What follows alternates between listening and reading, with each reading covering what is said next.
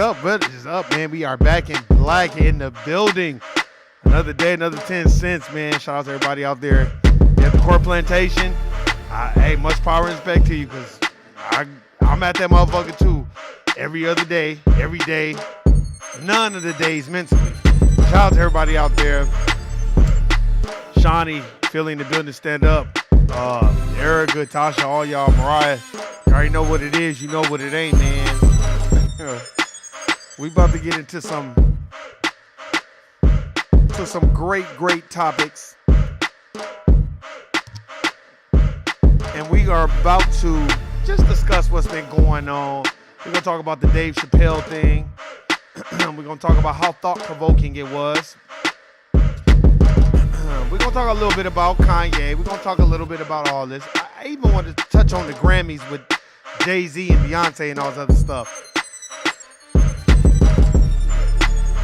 And we're going to definitely discuss how we can replace the system of racism, white supremacy, and establish a system of justice, meaning the person that needs the most constructive help gets the most constructive help. Oh, we're going to get into it today, man. We're going to talk about all this, you know, the anti-Semitism. And we're going to discuss it. We're going to have a great conversation. We're not going to disparage any racial group. But what we're going to do is take pride in being a foundational black American. Let's get it. Hey, hey, hey, hey.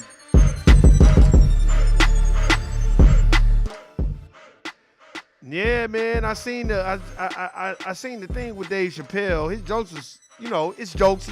Some people may think it's funny. People may not think it's funny. He's a comedian. My thing is,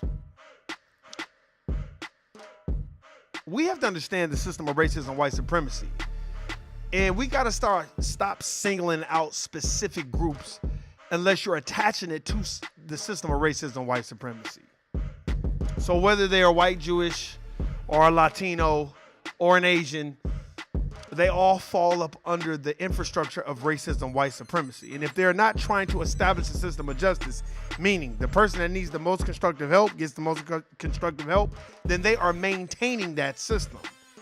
And I think we have to understand that. The only reason why I say that is because a lot of times we get veered to the left and veered to the right, you know, of what they would say anti-Semitic or what is anti-Semitic, and, you know, it's up for interpretation.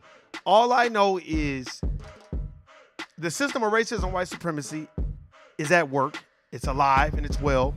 And it's a systematic infrastructure that any racial group can maintain.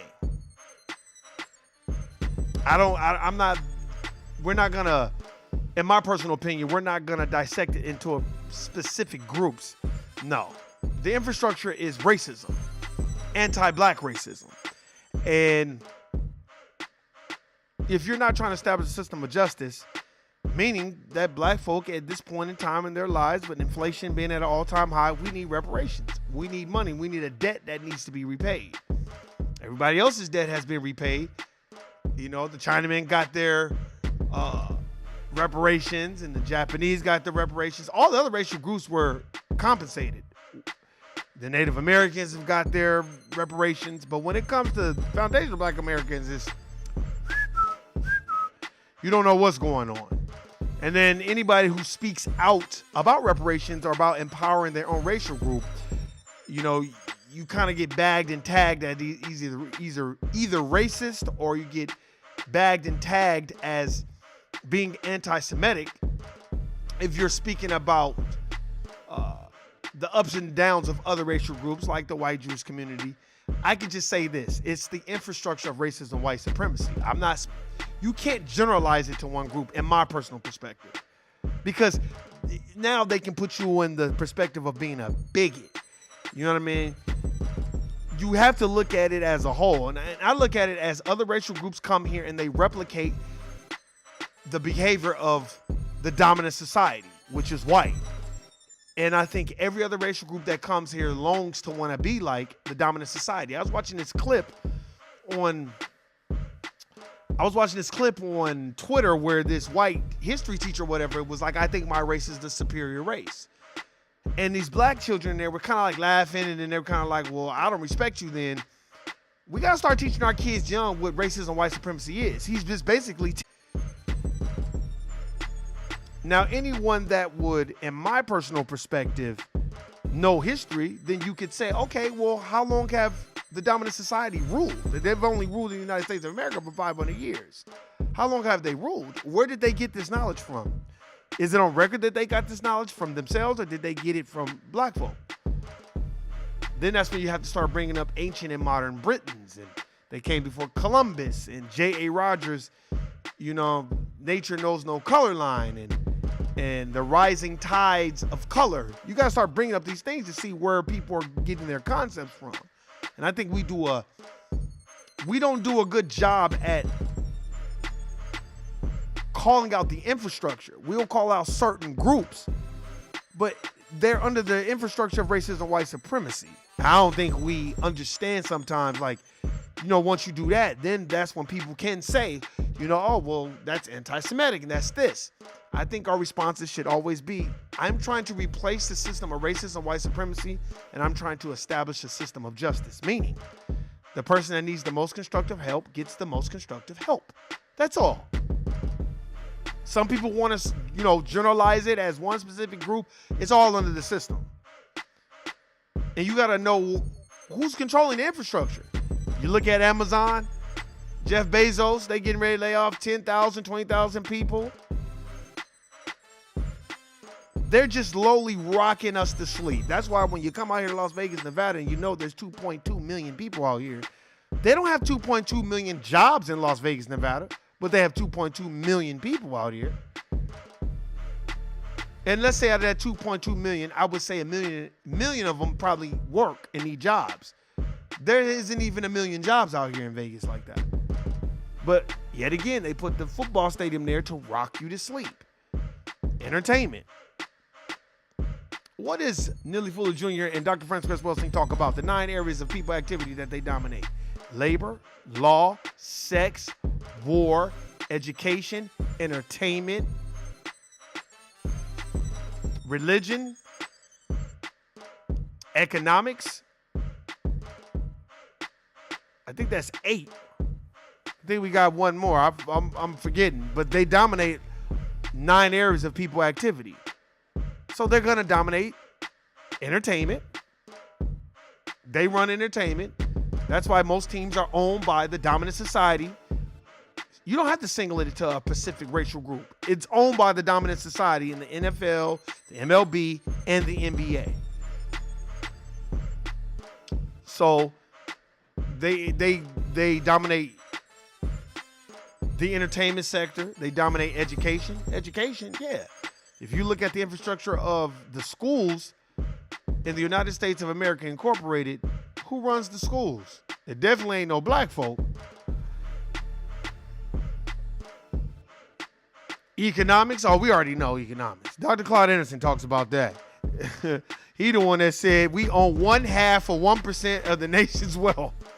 That ain't shit. What can we do with that? That's why we keep looking to Beyonce and Jay-Z as our saviors. And them showing all their Grammys. Them Grammys don't mean shit. You can buy those Grammys. Don't let these people fool you. Okay, then you got entertainment, then you got law. So they dominate law. Who wrote these policies? Who wrote these laws? The system of racism, white supremacy. Oh, Warren, no. If you look at the Constitution, you look at the Gettysburg Address, you look at all that, that was written by white folk. That was not written by no black folk. Labor, who owns the labor force? White folk.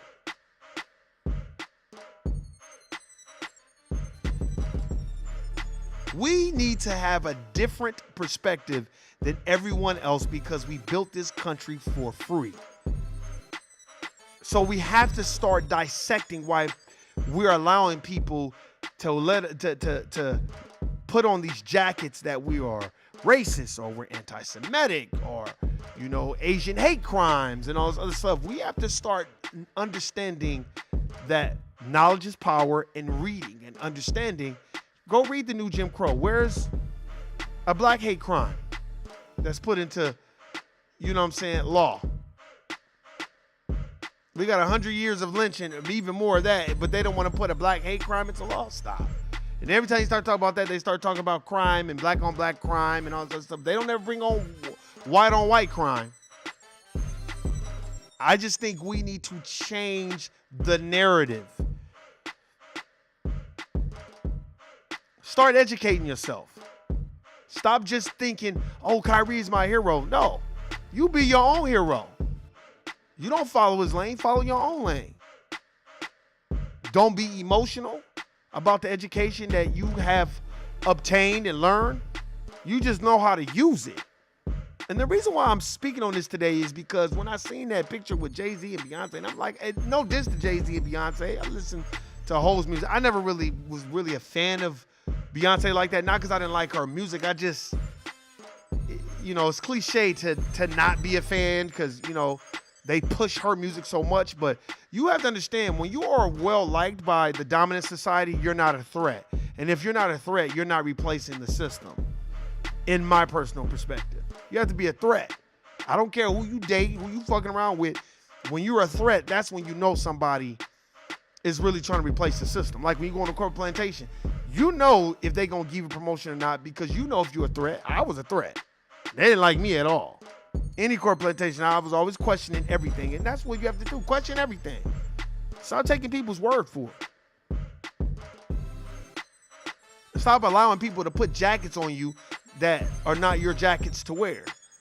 And stop allowing people to frame the narrative and frame the picture like we're just dumb Negroes that are just gonna go along with what anybody says just because, you know, we don't know any different. That's why they put the mic in dumb Negroes' faces, you know, on the news, because they don't want an intelligent black person responding to negative comments about what's been said. That's why I don't like Kyrie.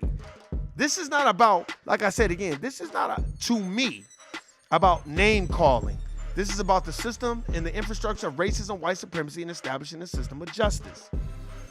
That's why when I was watching Kyrie and how he was responding to the questions, I noticed he wasn't yelling, he wasn't screaming, very monotone, very relaxed, and he was responding and not reacting.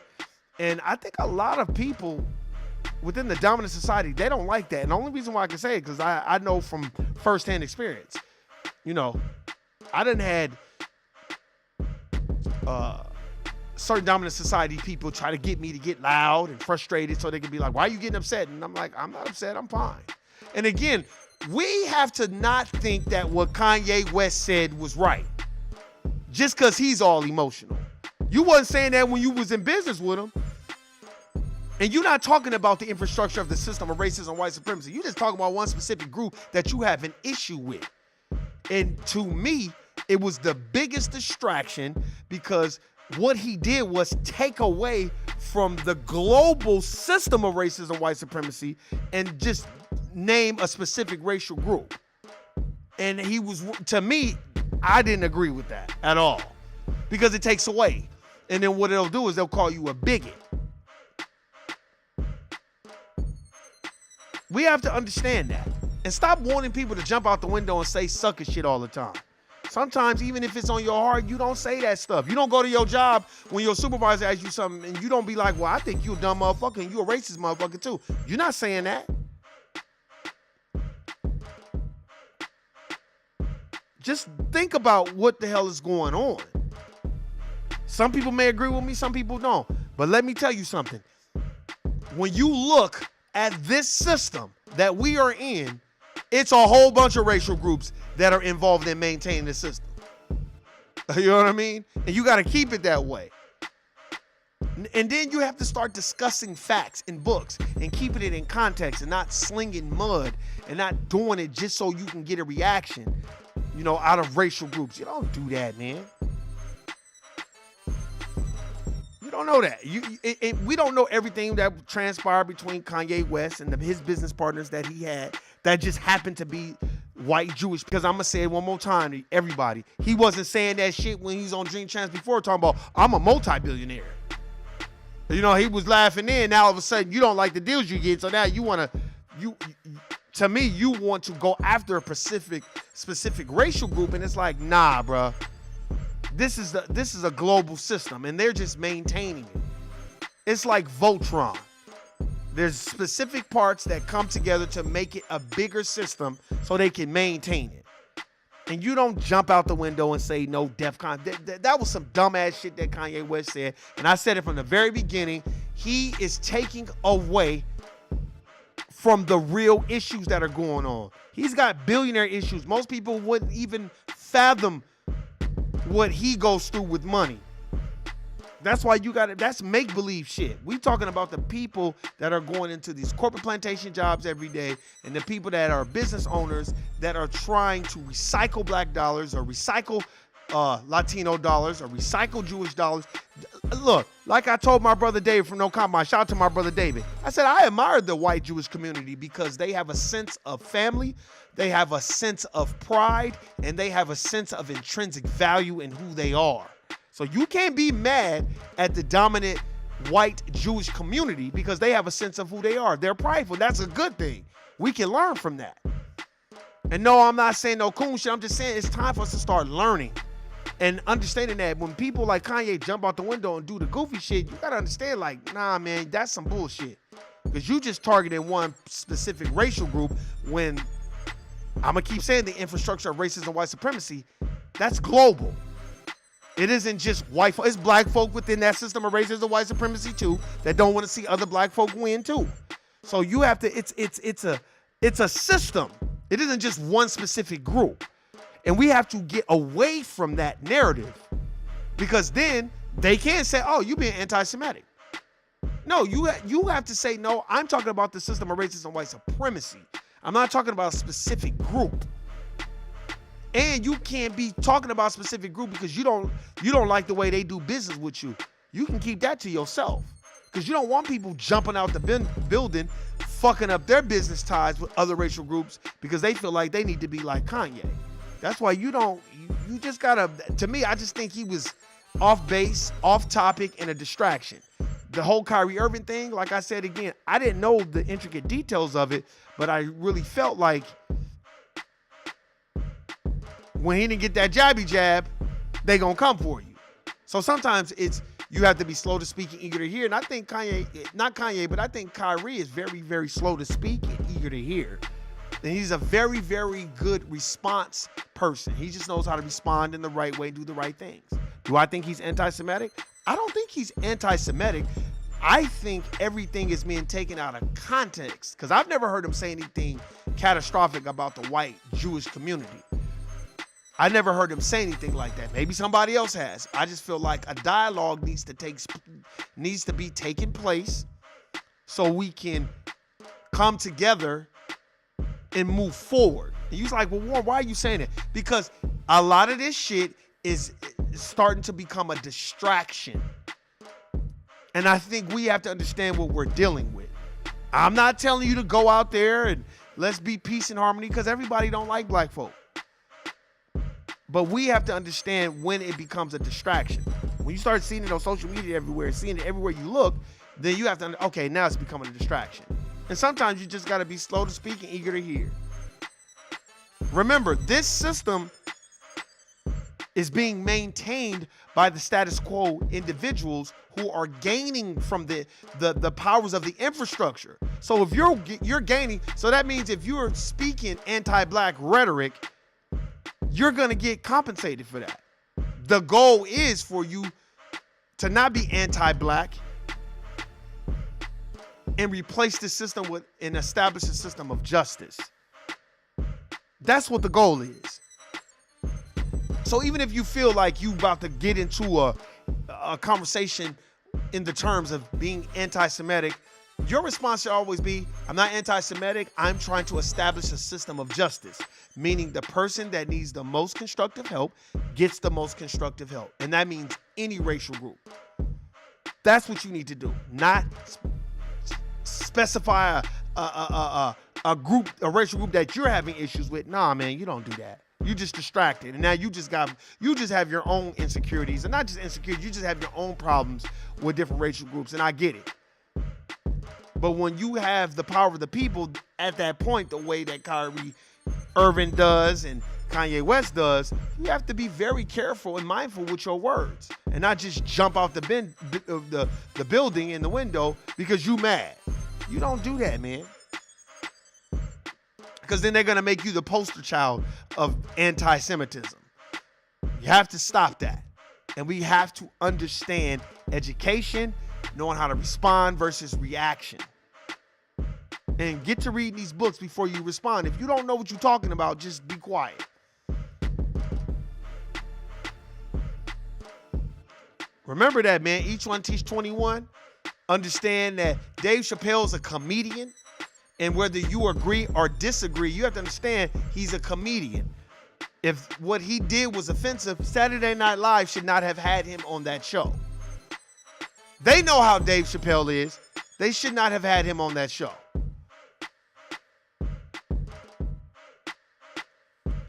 Remember that.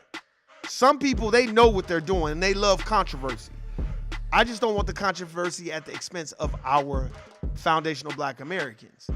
We don't need that type of controversy. What we need is reparations and establishing a system of justice, because that's all that matters, man, at the end of the spectrum. And don't think because Dave Chappelle went on Saturday Night Live and they ain't say nothing to him or whatever, that it's all good. No, it's not all good. Because some racial groups are not going to take kindly to you making a mockery of their pain and their infrastructure. So you got to understand, you got to look at these networks. Why would y'all have Dave Chappelle on there? That's what I'm saying. I know he's a comedian. I know Dave Chappelle is very, very intelligent and brilliant with his comedy. But if it's going to be a big blowback and it's all these issues and these problems, we got to start looking at the powers that had him on Saturday Night Live. And remember that if you're not in tune with who you are and proud of who you are, nobody else is going to take pride and have that value in you. Have intrinsic value in who you are and what your goals are and what you plan on accomplishing.